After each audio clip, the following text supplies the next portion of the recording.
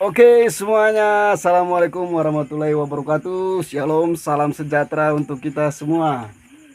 Untuk video kali ini saya bertemu dengan kawan lama saya waktu masih sekolah dulu, teman-teman seperguruan dan sepernya. Ini perkenalkan, namanya siapa mas? Nus, namanya Nus. Tapi kalau di daerah sini untuk Mas Soi dikenal sebagai pengusaha apa nih? Dia ketawa.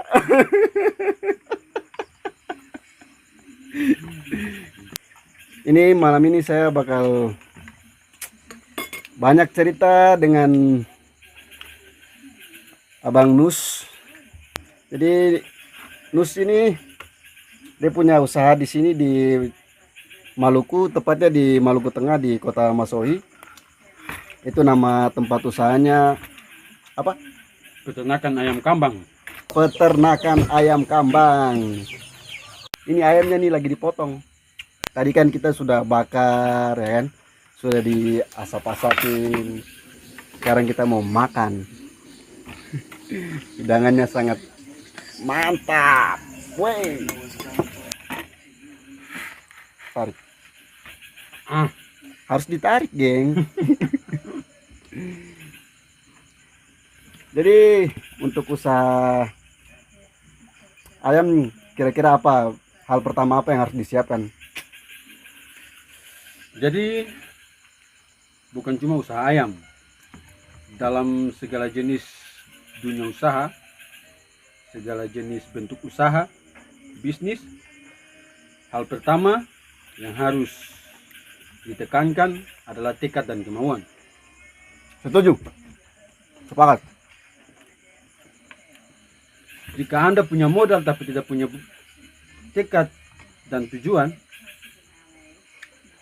maka sama saja modal Anda tidak akan menjadi sesuatu yang berarti dan berharga.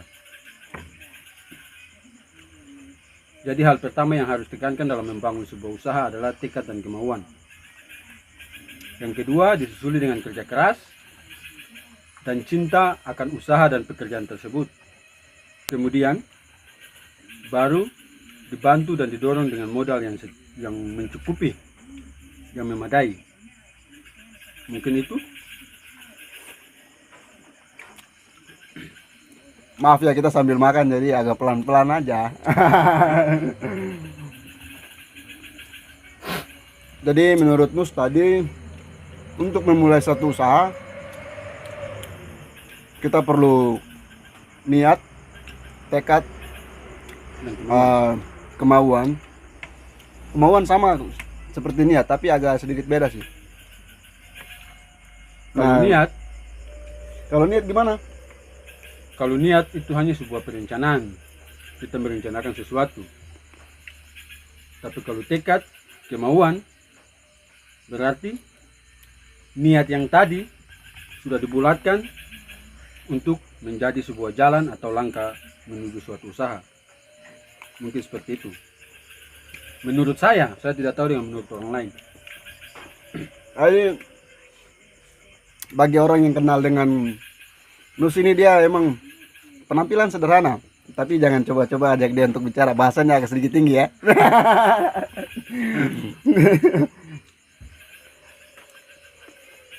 Jadi kira-kira bro, usaha ayam ini dari kapan bro? Terus kenapa bro pilih ayam? Jadi sebenarnya usaha ayam ini bukan pilihan saya. Saya tidak punya basic, tidak punya skill dalam hal peternakan, apalagi tentang unggas dan ayam. Tidak punya latar belakang yang cukup. Tapi saya kemudian kenal dengan seseorang, dengan teman saya yang sekarang sama-sama diajak saya, kasih saya masukan, kasih saya banyak pengalaman, pelajaran. Dari situ saya mulai tertarik dalam dunia usaha. Tapi saya belum terpikirkan bahwa dunia usaha itu dalam hal apa. Kemudian kami sedikit bercerita, berdiskusi, melihat perkembangan dunia usaha di daerah Kota Masohi, Kabupaten Maluku Tengah, khususnya Kota Masohi, Iya. apa saja yang mungkin punya apa ya, Peluang itu ya. punya peluang untuk menguntungkan, punya keuntungan besar. Jadi kami pilihlah peternakan, usaha peternakan. Kemudian kami berdiskusi lagi, ternak apa? Ternak lele. Jadi situ kami melakukan survei ke beberapa tempat peternakan seperti sapi, kambing. Nah, ternyata kalau sapi dan kambing dia punya apa, kuantitas dalam hal ini jumlah penjualan atau kuantitas konsumen dalam daerah provinsi Kabupaten Maluku Tengah, khususnya Kota Masohi, itu konsumennya masih kurang. Sesuai dengan kondisi ekonomi masyarakat yang ada di sini. Ya, sesuai Jadi dengan kondisi ekonomi. rata-rata di sini ya menengah ke bawah ya. Ya. Kebanyakan. Kemudian untuk daging sapi dan kambing itu lebih banyak pada acara-acara hajatan seperti Lebaran, Ya. Natalan, Hari Raya Haji, seperti itu. Itu dunianya kambing dengan sapi saat itu. Lalu kami pikir, ini kebutuhan setiap hari kami mau dapat dari mana? Akhirnya kami berpikir lagi tentang ternak unggas. Kami survei lagi bebek, ayam potong, ternyata banyak kekurangan. Akhirnya kami mengambil keputusan untuk ternak ayam kampung. Dan ternak ayam kampung itu juga kami tidak serta-merta langsung pelihara ayam kampung. Kami harus survei lagi ke pasar, dia punya daya jual, dia punya kualitas, bobot, dan lain sebagainya. Nah, akhirnya kami melakukan suatu survei dan kami menemukan suatu cara untuk meningkatkan bobot ayam dengan kualitas daging yang baik. Dan kami memutuskan untuk membuat kawin silang ayam kampung dan ayam bangkok. Makanya peternakan kami dinamakan peternakan ayam kambang. Artinya ayam kampung bangkok. Mungkin demikian perjalanan kisah saya sehingga saya memilih ternak ayam. Terima kasih. Bisa dipahami toh? Tadi begini, kalau di Gedebuk Channel gaya bicara santai tapi bermanfaat. Jadi ada isinya.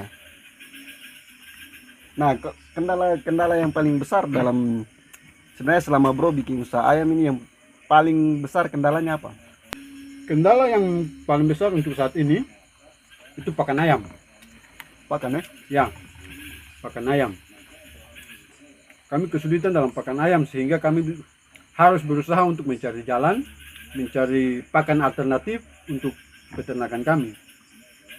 Jadi memang untuk usaha unggas ayam, khususnya unggas lah, unggas secara umum, itu kalau untuk daerah Maluku dan sekitarnya, itu saya rasa tantangan, hambatan yang paling besar itu mungkin pakan. Kalau soal penyakit, soal gangguan yang lain itu bisa diatasi dengan baik. Cuma pakannya ini yang memang sangat sulit. Sulit ya? Karena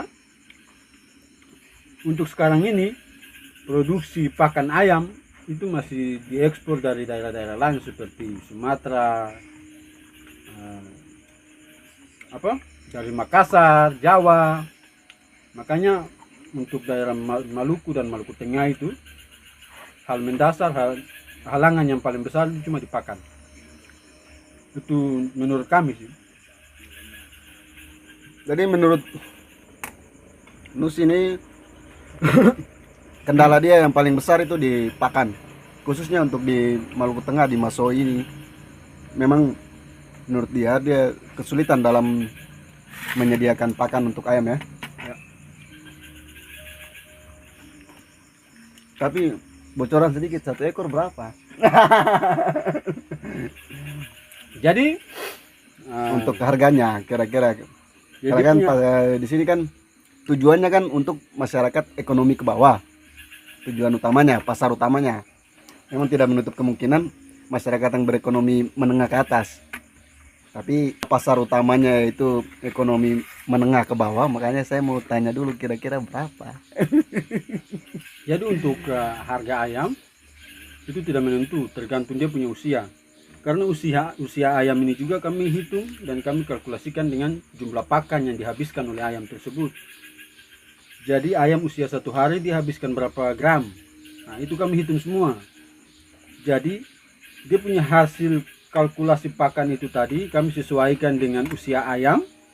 Ayam dari usia 1 hari, 0 hari sampai pada usia panen itu dihabiskan pakan berapa kilo. Nah, dari situ kami survei lagi ke pasar. Untuk yang tadi saudara Fidel katakan dari Gedebok Channel bahwa sebentar. Cuman di sini nama saya ketahuan siapa. Cuman di video ini nama saya ketahuan. Jadi yang belum subscribe. Jadi kami melakukan survei ke pasar untuk daya beli masyarakat, tingkat ekonomi masyarakat, kemudian kami sejajarkan, kami balanskan, seimbangkan antara modal dan ini modal pakan yang sudah kami ini dengan usia ayam tadi, lalu kami seimbangkan dengan daya beli masyarakat, ekonomi masyarakat. Nah, disitulah kami tentukan harga. Untuk usia ayam yang 3 bulan itu kami patokan harga 50 sampai 60 ekor. 60.000 per ekor. Untuk usia 5 bulan ke atas sampai batas 8 bulan itu dengan 80 sampai 90 ekor. Nah, lebih daripada itu sudah dengan 100.000 lebih per ekor. Paling tinggi berapa?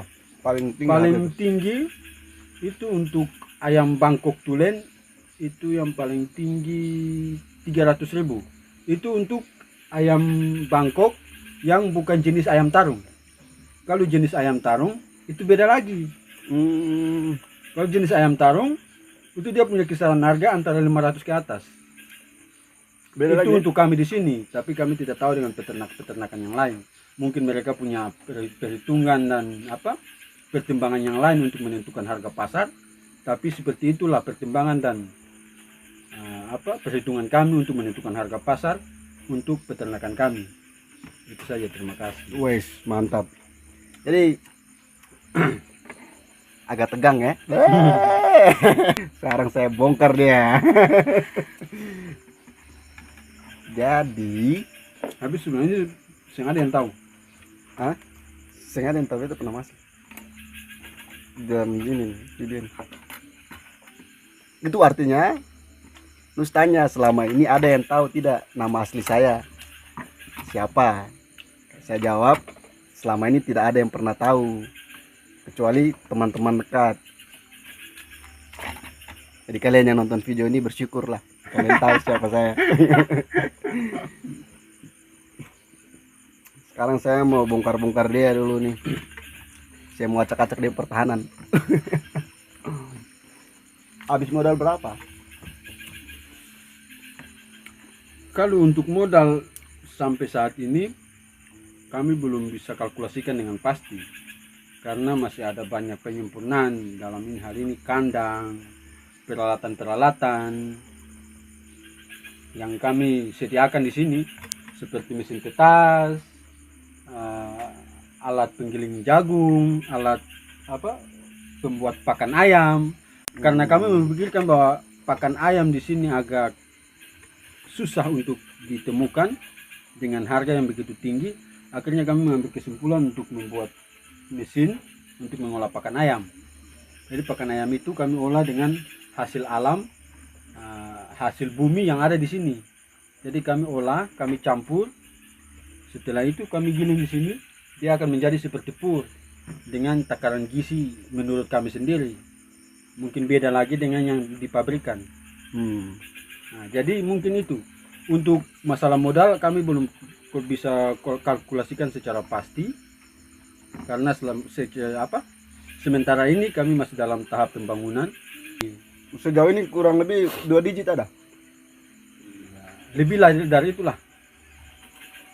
Lebih ya, menurut saya lebih. Tapi belum sampai 3 digit? Belum. 100. Maksudnya 100. Tapi di sini laris. Ya, untuk sementara laris-laris. Karena kami belum belum istilahnya panen secara apa ya, Rutin. bukan secara rutin, maksudnya secara besar-besaran ya. Jadi macam bulan ini kami patokan satu kandang ini 1.000 ekor, panen bulan ini itu belum. Untuk sementara ini kami masih pembibitan. Dari hasil pembibitan itu kami sortir ayam mana yang cocok untuk bibit dan mana yang tidak. Jadi yang tidak cocok untuk bibit kami siapkan untuk penjualan ke pasar, warung-warung, atau masyarakat yang punya hajatan. Jadi untuk sekarang ini kami belum istilahnya belum laris-laris amat lah. Sudah berapa lama merintis ini? Hampir 2 tahun lah. 2 tahun. Ya. Perjalanan yang masih cukup singkat di dunia usaha, tapi pengalamannya ternyata luar biasa. Dan juga mesin-mesin yang ada di sini, untuk sepengetahuan kawan-kawan, hasil karya sendiri. Jadi dia sebagai seorang pengusaha muda, dia cukup kreatif. Bukan cukup, kayaknya dia sangat kreatif. Dia bisa bikin mesin untuk penggiling jagungnya sendiri, bikin pakannya sendiri, sama mesin untuk ini apa namanya, penetasan telur sendiri juga. Dan itu sangat rapi. Dia bikin semua, ada ya hiasan-hiasan ayam-ayamnya juga. Bagus sekali.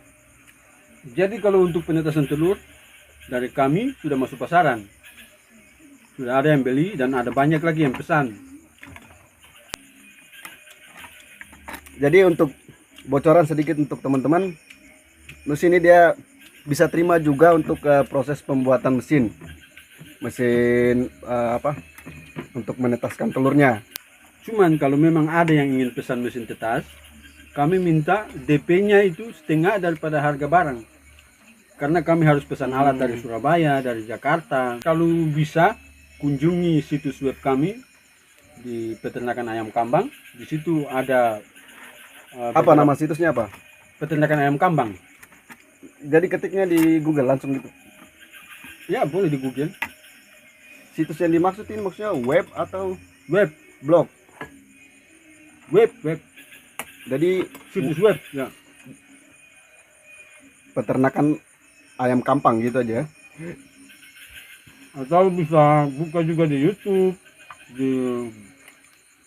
Kalau WA sih nomor WA-nya saya kurang tahu, karena itu Rekan yang satu lagi. rekan saya yang satu lagi, teman saya. Nanti di bawah ini nanti yang tertarik untuk mau pesan mesin untuk penetasan telur yang harga di bawah dengan sesuai hasil kreativitas anak-anak bangsa, nanti saya tulis nomornya di bawah atau kontak yang bisa dihubungi. Jadi teman-teman langsung kontak aja ke situ, ya kan? Enak kan, gak debu kan? Tapi pelayanan kami hanya seputaran Provinsi Maluku. Di luar daripada itu kami tidak menjamin, karena terbentur dengan ongkir. Untuk masalah ongkir bisa diatur lah. Yang penting ada pesan dulu. Iya toh? Pesan saja dulu. Ya, masalah Bisa nego. Pertama masalah ongkir. Keduanya, jadi kalau macam di luar dari daerah Maluku ada kerusakan, kami tidak bisa tanggulangi oleh pembeli. Jadi untuk pembuatan mesin penetas ayam di peternakan kami, itu kami memberikan asuransi sebulan. Tapi dengan catatan, setelah dikembalikan untuk kami perbaiki atau kami rehab, itu tidak boleh ada gangguan. Atau Anda yang membeli, Anda korek-korek sedikit, berarti itu kami tidak tahu. Itu Anda yang atur sendiri. Berarti benar-benar harus rusak karena pemakaian. Ya. Jadi kalau jatuh, kabelnya digigit tikus, ya bukan tanggung jawab. Mereka cuma tanggung jawab rusak akibat pemakaian. Atau enggak mesinnya tidak panas, sini situ boleh dikomplain. Oke, cukup sekian untuk video kali ini. Nanti di kesempatan berikutnya saya bakal ajak Nus lagi untuk ngobrol soal mesin-mesin ayam yang tadi dia ceritain. lebih jelasnya, mulai dari dia bikinnya gimana, dia cara bikinnya gimana, nanti dia jualnya gimana, harganya berapa, nanti semua bakal saya bahas tuntas. Pokoknya teman-teman, kalau ada pertanyaan tentang ayam-ayam boleh isi di komentar di bawah, atau juga nanti hubungi langsung di kontaknya peternakan ayam kampang. Oke, terima kasih, semoga bermanfaat. Salam hormat, Gerbuk.